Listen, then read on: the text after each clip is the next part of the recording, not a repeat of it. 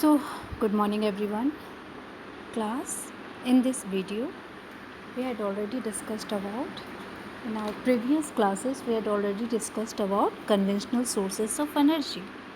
In this video, we will discuss about non-conventional sources of energy. What is non-conventional? As the name suggests here, non-conventional means जो हमारे tradition में जो शुरू से ही हम लोग उसको यूज़ नहीं करते हैं, ठीक है, वो सोर्स ऑफ एनर्जी जो हम पहले यूज़ नहीं करते थे, अब टेक्नोलॉजी के डेवलप हो जाने से अब हम उसका यूज़ करते हैं. For the example solar energy, wind energy, thermal energy, आपका ये टाइडल एनर्जी, ठीक है, geothermal energy, nuclear power. This are the non conventional sources of energy. Okay, so what's the importance of these sources? What's the why we use non-conventional source of energy? So here, first of all, जो क्योंकि fossil fuels जो होते हैं ये this are the conventional source of energy. So increasing use of fossil fuels is leading. So क्योंकि non conventional source of energy से पहले जो हम लोग यूज़ करते थे fossil fuels, firewood and this coal and petroleum जो हम अभी भी यूज़ करते हैं, तो इसके इंक्रीजिंग यूज़ से, बहुत ज़्यादा यूज़ से क्या होता है, इसकी शॉर्टेज होने लगी है. First point. Second point, present rate of consumption is higher. ठीक है, जो इनका रेट ऑफ कंजम्पशन है वो बहुत ज़्यादा हाई है. एंड थर्ड पॉइंट कि reserve of this fuels get exhausted. और जो ये फॉसिल फ्यूल्स हैं या जो कोल पेट्रोलियम है, तो ये जितने भी फायरवुड्स हैं, तो इनका जो रिज़र्व है वो दिनों दिन विल गेट एग्जॉस्टेड, ख़त्म होता जा रहा है. So and fourth point is कि this conventional source of energy से इन्वायरमेंटल पोल्यूशन होता है. तो this are the 4 points. So we move turn towards the non conventional source of energy, that is solar, wind, tidal and geothermal. Okay, so let's start with solar energy. As we know that we are the people of tropical country. Tropical country, do you know? This is our earth, equator, and before equator this is tropic of Cancer, 23.5 degree, and below the equator in the southern hemisphere this is tropic of Capricorn. तो ये पूरा जो zone होता है this is known as tropical zone. तो इसमें जितनी भी कंट्रीज़ आती हैं, ठीक है, ये सारी कंट्रीज़ जैसे कि ये हमारा हो गया, जैसे कि ट्रॉपिकल कंट्रीज़ कौन कौन सी होंगी, ये हमने देखा यहाँ पे साउथ अमेरिका का कुछ पार्ट, सेंट्रल अमेरिका यहाँ पे, फिर अफ्रीका का, South Africa, West Africa and East Africa का कुछ पार्ट जो ट्रॉपिकल जोन में आते हैं, इधर कैरिबियन आइलैंड एंड इधर साउथ ईस्ट एशिया, इन सब के जो कुछ पार्ट्स होते हैं वो सारे जो हैं वो ट्रॉपिकल कंट्रीज़ हैं. तो यहाँ पे क्या है कि सोलर एनर्जी को अगर अच्छे से यूज़ किया जाए, ठीक है, solar heat and light energy को अगर यूज़ किया जाए तो क्या होगा कि जो डिपेंडेंसी है कन्वेंशनल सोर्सेज पे वो ख़त्म हो जाएगी. क्लियर? तो sun's heat and light energy can be felt by us every day. हमारे पास जो पूरा इतनी बड़ी एक पॉसिबिलिटी है कि हम अगर सोलर एनर्जी और जो non conventional sources of energy है अगर हम उसे यूज़ करते हैं तो पहले तो इन्वायरमेंटल पोल्यूशन कम होगा, जो कोल पेट्रोलियम और वो सब यूज़ करने से. First point. सेकंड पॉइंट कि उनका जो रिज़र्व वो ख़त्म होता जा रहा है, वो जो है वो तो कहीं ना कहीं लोगों को जो सोर्स ऑफ एनर्जी चाहिए वो इन्हीं से मिलेगी, नॉन कन्वेंशनल से मिलेगी. सो सोलर एनर्जी कैसे यूज़ किया जाता है? This energy is trapped from the sun in solar cells to produce electricity. Electricity generate करने के लिए, इलेक्ट्रिसिटी के लिए, सोलर एनर्जी के लिए सोलर सेल्स लगाए जाते हैं. जैसे हमने देखा है कि गाँव में या शहरों में जो छत होते हैं तो वहाँ पे क्या होता है, बहुत सारे सोलर पैनल्स होते हैं जो ट्रैप करते हैं सोलर एनर्जी को. Many of this cells are joined into solar panels to generate power for heating and lighting purpose. तो सोलर एनर्जी का use heat and light energy में, लाइटिंग पर्पज़ में यूज़ करते हैं. Besides that, since our technology is very advanced, we utilize solar energy in a tropical country. Clear. और tropical countries में क्यों use करते हैं? क्योंकि इन पूरे एरियाज़ में सन जो है वो रिसीव करता है direct heat and light. Okay. तो solar energy is also used in solar heater, solar cookers, solar dryers and also for traffic signal. जो लाइटिंग, हम स्ट्रीट लाइटिंग यूज़ करते हैं ट्रैफिक सिग्नल्स और स्ट्रीट लाइटिंग्स में. This is all about solar energy. Okay. And one thing more class, जो आपका ये दिया हुआ है non conventional source of energy, जिसमें एडवांटेज डिसएडवांटेज क्या क्या हैं सोलर एनर्जी के, टाइडल एनर्जी के, जितने भी non conventional forms of energy हैं, solar, tidal, nuclear, bio and geothermal, उन सब के एडवांटेजेस और डिसएडवांटेजेस क्या हैं, ये आप एक बार सेल्फ रीडिंग करेंगे. Clear. Come to the next point, that is wind energy. What is wind energy? Okay. And one thing more, this is our solar panels. Solar panels में सोलर सेल्स लगे होते हैं, और यहाँ जब सन की हीट और लाइट पड़ती है तो ये सेल्स अपने आप में ऑब्जर्व कर लेते हैं सारी सोलर रेज को, और फिर उससे हम लोग इलेक्ट्रिसिटी एंड लाइटिंग पर्पज़ में उसका हम यूज़ करते हैं. Again come to the wind energy. Wind energy क्या है? जिस तरह से सन की एनर्जी जो है पूरे वर्ल्ड में, पूरे अर्थ पे मिलती है, वैसे ही विंड भी पूरे अर्थ पे मिलता है. तो यहाँ पे क्या होता है कि wind is an inexhaustible source of energy. जो एनर्जी, सोर्स ऑफ एनर्जी कभी ख़त्म नहीं होने वाली है. इनएग्जॉस्टिबल, जो कभी ख़त्म नहीं होने वाली है, that is. So wind mills का यूज़ कहाँ करते हैं? फॉर ग्राइंडिंग ग्रेन, अनाज को पीसने में, लिफ्टिंग वाटर. ओके. तो ये तो यूज़ हो गया. थर्ड पॉइंट कि विंड एनर्जी, विंड मिल्स वहीं पे इंस्टॉल की जाती हैं जहाँ पे हाई स्पीड विंड जो है वो बहती हो. For the example mountain passes में, कोस्टल एरियाज़ में, यहाँ पे हाई स्पीड जो है विंड, ये क्या होती है? तेज़ी से बहती है यहाँ पे. और फिर इससे क्या होता है कि जनरेटर्स, इसको विंड मिल्स को जनरेटर से कनेक्ट कर दिया जाता है, और फिर जैसे ही विंड मिल्स बहुत फोर्स से चलती है तो जो जनरेटर है वो तेज़ी से चलना शुरू होता है और फिर इलेक्ट्रिसिटी प्रोड्यूस होती है. तो ये है विंड मिल्स का तरीका. नाउ अब वी विल सी कि where is this all wind farms are located. Wind farms are found in Netherlands, Germany, Denmark, UK, USA, Spain. These these are the countries where landforms are found. Okay. And what about India? India में Tamil Nadu south India जो belt है ना, and USA and no, in India it is Tamil Nadu, Jaisalmer is in Rajasthan, Maharashtra, Odisha.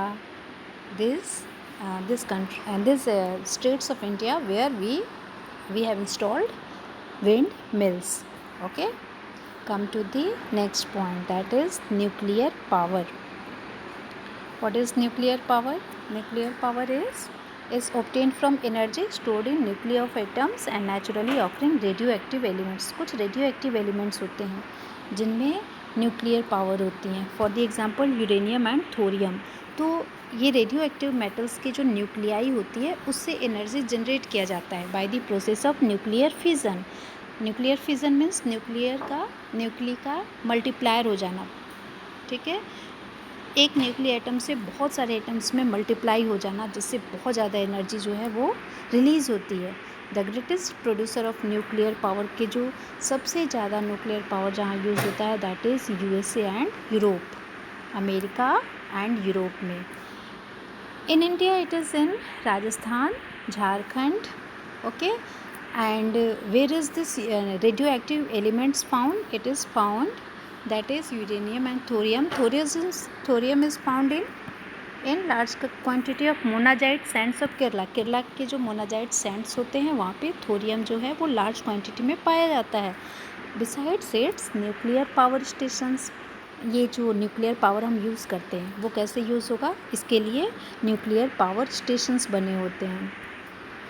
Nuclear power stations India में तमिलनाडु के कलपक्कम में, महाराष्ट्र में तारापुर में, राणा प्रताप सागर, जो है राणा प्रताप सागर नियर कोटा इन राजस्थान, नरोरा उत्तर प्रदेश में भी है nuclear power point, that is in Narora, and Karnataka में कैगा। तो इन सब पे न्यूक्लियर पावर स्टेशंस जो हैं वो डेवलप किए गए हैं, क्योंकि न्यूक्लियर पावर से भी हम हीट एंड इलेक्ट्रिसिटी ये सारी चीज़ जो है वो जनरेट कर सकते हैं। ओके, तो इससे क्या होगा, जो हमारी कन्वेंशनल सोर्स ऑफ एनर्जी है उन पे हमारी डिपेंडेंसी कम होगी और वहाँ से इन्वायरमेंटल पोल्यूशन नहीं होगा।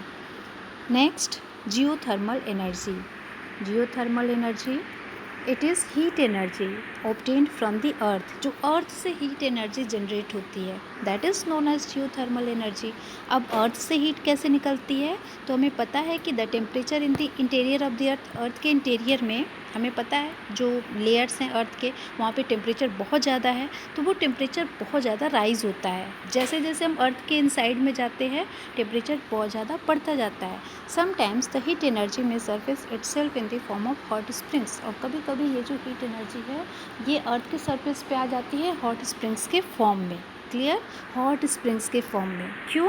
क्योंकि अर्थ के इनसाइड में टेम्परेचर जो है वो बहुत ज़्यादा होता है और कभी कभी वो लूज़ होकर के ऊपर की तरफ हॉट स्प्रिंग्स के फॉर्म में बाहर इरप्ट हो जाता है। This heat energy can be use to generate power, और इसका यूज़ हम करते हैं पावर के जनरेट के लिए। अब यहाँ पे एक पिक्चर दिया हुआ है, इस पिक्चर में हम ये देखते हैं, ये है आपका पिक्चर न्यूक्लियर रिएक्टर का। जैसे कि ये रिएक्टर है और यहाँ पे न्यूक्लियर रिएक्टर में यहाँ पे हॉट वाटर यहाँ से निकल रहा है और यहाँ पे हीट से पानी जो है वो गर्म हो गया है। फिर वहाँ से ये पूरा जो है टरबाइन जनरेटर, यहाँ से स्टीम से फिर ये टरबाइन चल रहा है, टरबाइन से आगे जनरेटर चल रहा है और जनरेटर से फिर यहाँ पे आगे इलेक्ट्रिसिटी प्रोड्यूस हो रही है। तो अभी हम यहाँ पे आगे देख रहे हैं दैट इज़ जियोथर्मल एनर्जी में कि ये जो जियोथर्मल एनर्जी है in the form of hot springs, ये हमें जहाँ जहाँ अर्थ पे हॉट स्प्रिंग्स पाई जाती हैं इसका मतलब ये हुआ कि वो जियोथर्मल एनर्जी है जो अर्थ के इनसाइड लेयर से जनरेट होके आती है। इसका यूज़ होता है कुकिंग में, हीटिंग में, bathing for several years. USA has the world's largest, अब सबसे ज़्यादा इसका यूज़ यूएसए में होता है क्योंकि यहाँ पे लार्जेस्ट थर्मल पावर प्लांट्स हैं। ठीक है, और after USA New Zealand, Iceland, Philippines, central America, इन सब जगहों पे भी geothermal energy it is used in large amount. Besides that, in India, it is used in Himachal Pradesh and Ladakh. In Himachal Pradesh, it is in Manikaran, and Ladakh, it is in Puga Valley. Okay, so this is geothermal energy, and this is the picture of geothermal energy. ये जो picture है यहाँ पे heat produce हो रहा है, geothermal energy in Manikaran. Manikaran, where is Manikaran? Manikaran is in Himachal Pradesh, and Ladakh में Puga Valley. This is the important place where the geothermal energy is used, plant is established. Okay, so next is tidal energy. Okay, tidal energy में क्या होता है? Okay, tidal energy means जब समुद्र में tides आती हैं, हाई टाइड, लो टाइड। ठीक है, तो यहाँ पे क्या होता है कि energy generated from tides, tides से जो एनर्जी जनरेट होती है that is known as tidal energy. Tidal energy can be harnessed by building dams. अब क्या होता है कि समुद्र में जो है किनारे पे डैम्स बना दिए जाते हैं और जब कभी हाई टाइड आती है तो हाई टाइड आने पे ये जो डैम बना हुआ है इसमें यहाँ पर जनरेटर और टरबाइंस भी लगे होते हैं। ठीक है, और फिर इसके बाद आगे क्या होता है, इसके बाद जो है तो जो सी की ओपनिंग होती है, मतलब समुद्र की जो है ओपनिंग से जब हाई टाइड आती है तो डैम से पानी बाहर निकलता है और समुद्र की कोई ओपनिंग वहाँ पे बना दी जाती है जिससे वहाँ पे टरबाइन इंस्टॉल कर दिया जाता है। पानी टरबाइन पे आता है और टरबाइन के आने से पानी जो है वो वहाँ से इलेक्ट्रिसिटी जनरेट होती है। रसिया, France and gulf of Kutch in India have huge Tide mill forms. Tidal mill forms कहाँ है? रसिया, France and gulf of Kutch. Gulf of Kutch मतलब अपने इंडिया के गुजरात में। Clear? Biogas, what is biogas? You already know. Biogas is organic waste that is plant and animal, dead plants और animal material का जो waste होता है, एनिमल डंग्स होते हैं, that is biogas. It is used in and also kitchen waste. Biogas में क्या क्या आता है फिर से समझते हैं। यहाँ पे